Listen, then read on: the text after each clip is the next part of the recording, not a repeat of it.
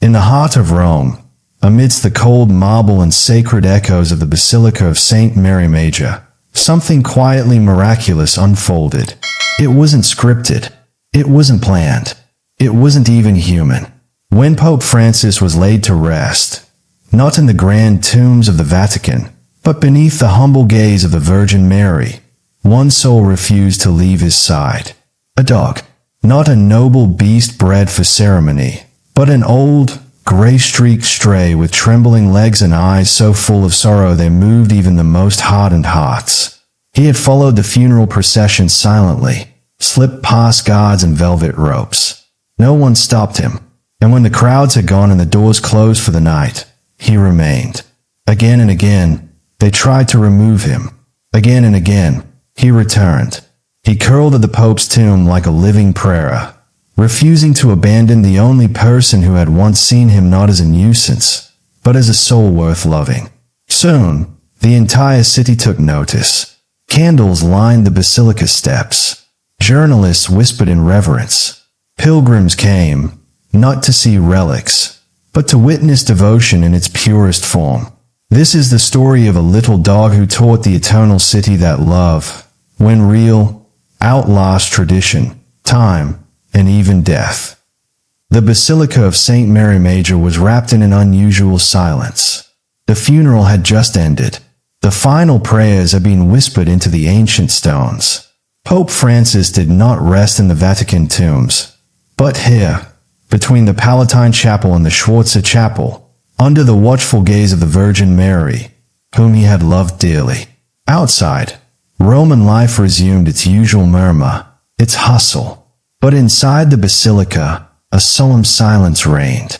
Grief still hung heavy in the air, forming an invisible veil over the old marble, pressed coldly against the ground.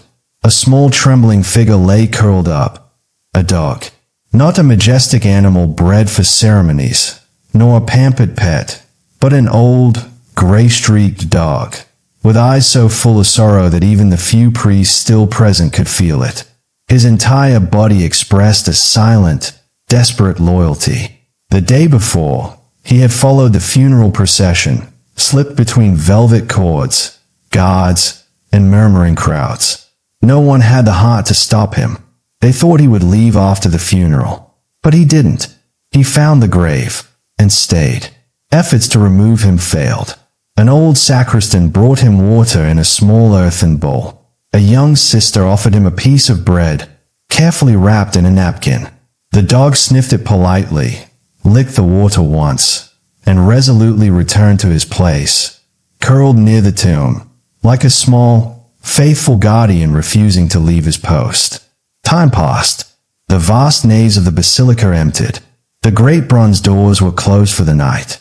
But in the sacred, flickering candlelight, the dog remained, immobile, unwavering, beside the one who had once seen him not as a vagabond, nor a nuisance, but as a soul worthy of love.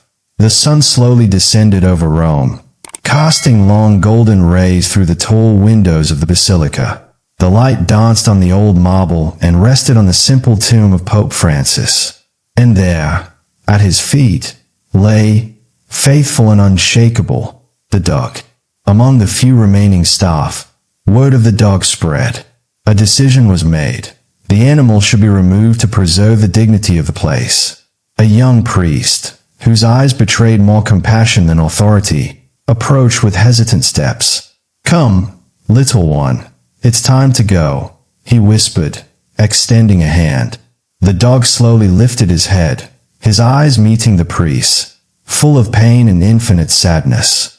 When the priest gently tried to lift him, a faint whimper escaped the dog, a sound filled with grief, echoing like a silent prayer against the ancient walls. Later, 2 guards were called, holding a soft blanket between them. They tried to carry the dog carefully, but the animal did not resist, not in the usual sense. He didn't growl, didn't bare his teeth. He simply went limp, his body heavy with sorrow, his paws instinctively pressing into the marble as if trying to anchor himself to that place, as if the ground itself was his soul's last connection. They eventually managed to carry him away from the tomb to one of the side chapels. The dog sat there for a moment, dazed, blinking at the golden light filtering through stained glass. Then, suddenly, he rose on trembling legs, head bowed, and limped slowly back, to the tomb, to his friend, to his pope.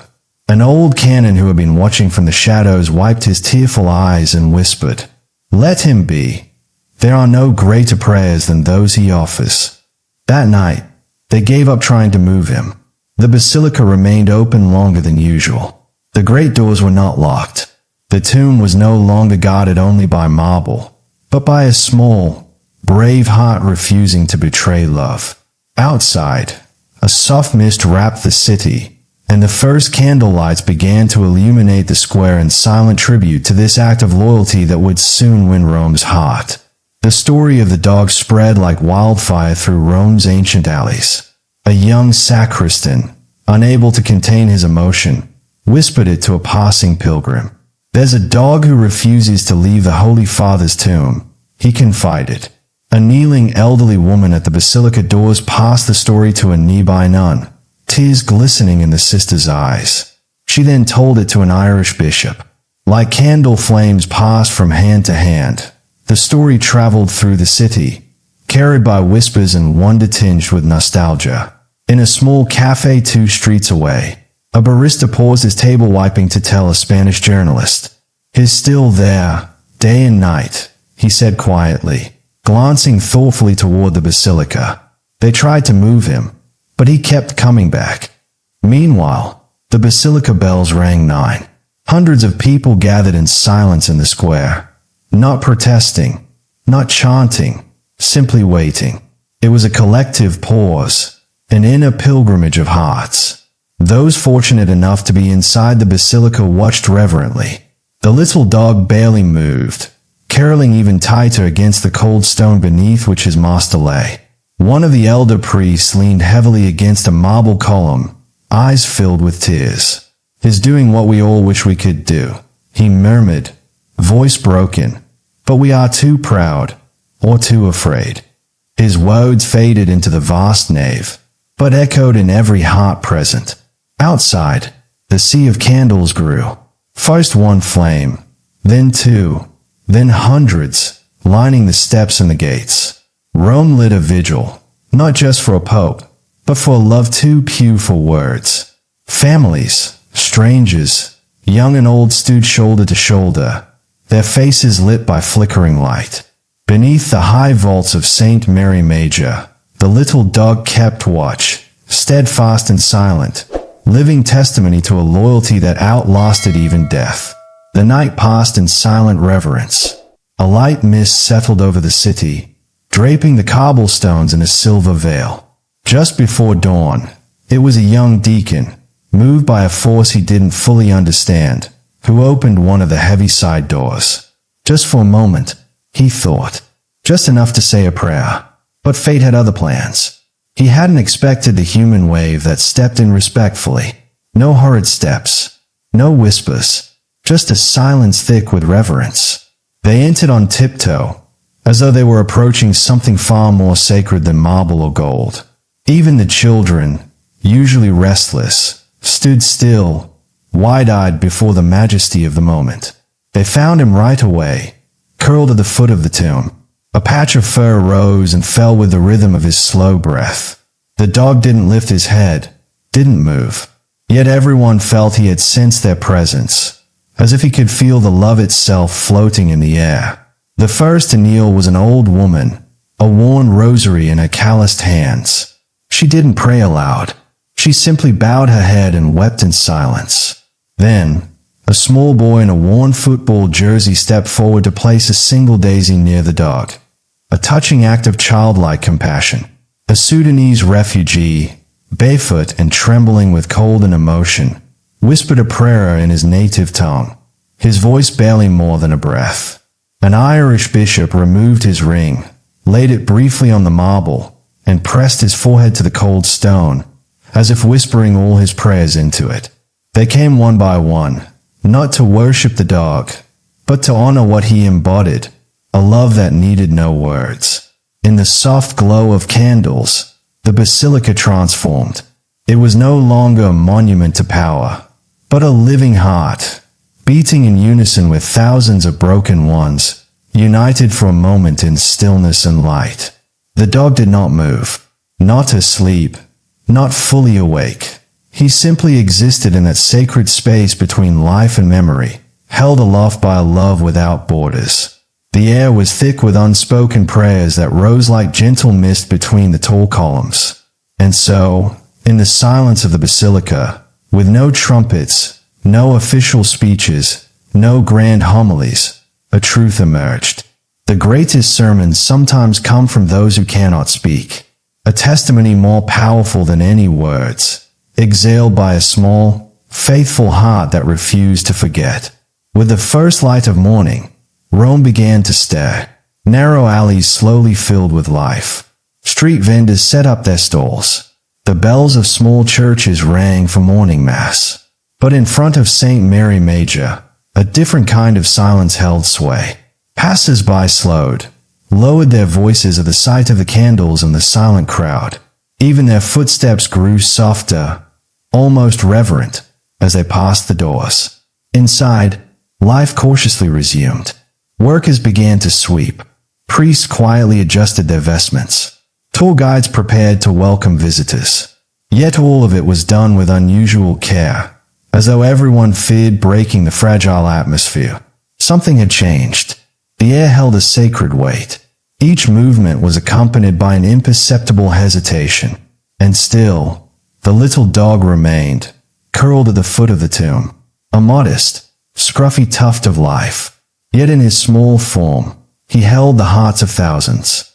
His body was weak, his breathing light, but his determination burned fiercely. A group of cardinals gathered near the Forza chapel. Their crimson robes formed a bright patch beneath the morning light filtering through tall windows. Their voices were hushed, but urgency tinged their words. "He can't stay here forever," said one, brows furrowed with worry. "This isn't proper." Another nodded. "The basilica is a place of order and tradition." But Cardinal Montini, one of the eldest, a man who had known Pope Francis personally, shook his head slowly. "And what?" he asked in a calm but firm voice. "What is greater than order and tradition, if not love that refuses to abandon?" Silence fell over the group. Beneath all their protocol and pride, they knew the truth. Today was not about rules.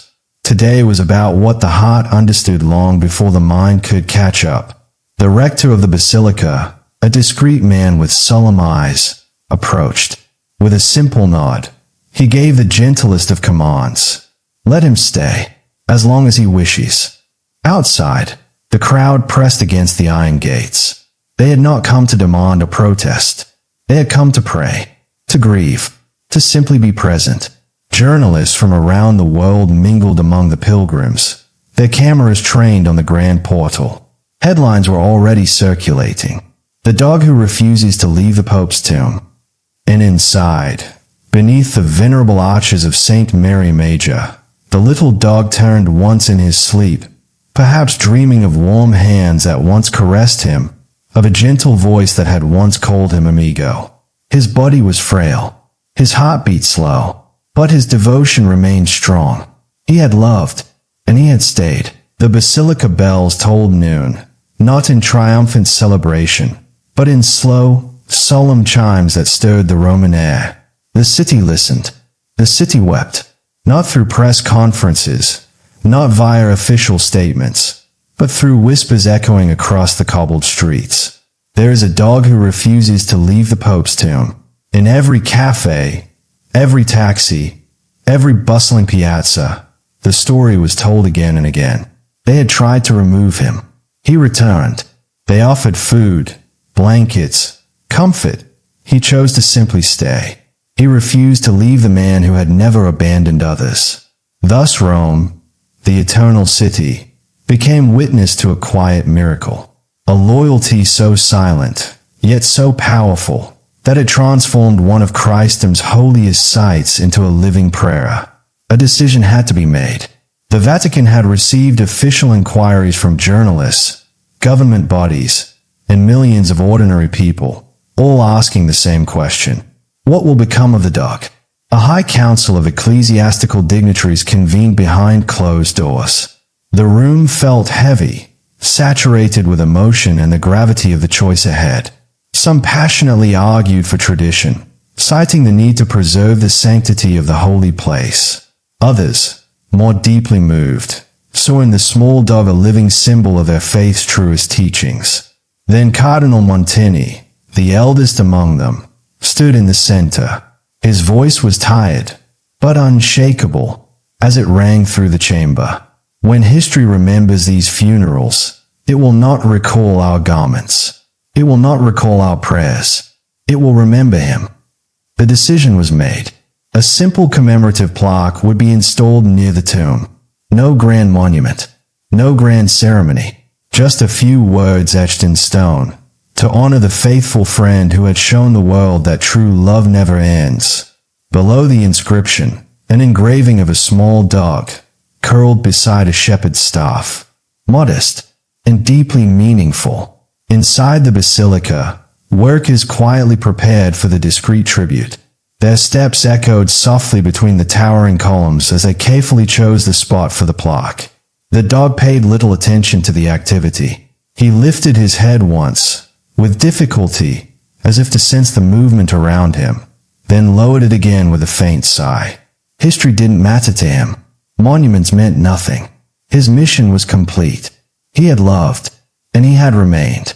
Outside, the sea of candles continued to burn. People stood shoulder to shoulder. Some cried. Others prayed in silence. Still others stood motionless, lost in solemn reflection. The air was scented with melted wax and a faint hint of rose.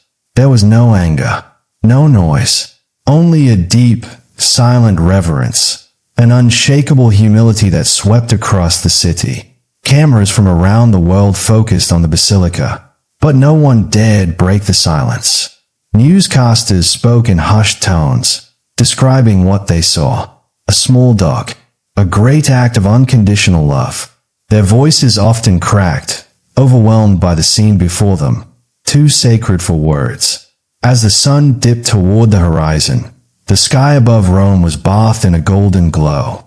The light filtered through the basilica's high windows, wrapping the marble in gentle warmth. Shadows danced on the ground, as if the city itself wanted to accompany the farewell. And there, in the center of that radiance, the dog lay, like a living prayer, a silent miracle, the final witness to a love greater than words. Late that evening, Cardinal Montini approached the tomb one last time. His steps were slow, almost hesitant. He knelt beside the dog, placed a gentle hand on his ruffled fur, and closed his eyes. "Thank you," he whispered, barely audible, but full of infinite sincerity. "Thank you for a lesson no homily could have taught better."